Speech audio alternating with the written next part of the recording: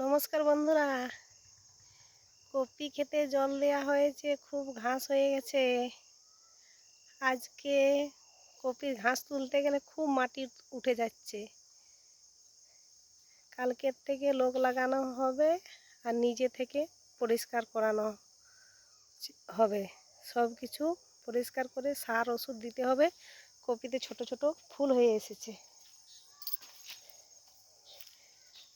দেখুন বন্ধুরা, কিভাবে কপি চাষ করলে কি রকম খাটনি হয়। কপিতে ঘাস রইলে ফুল নষ্ট হয়ে যায়।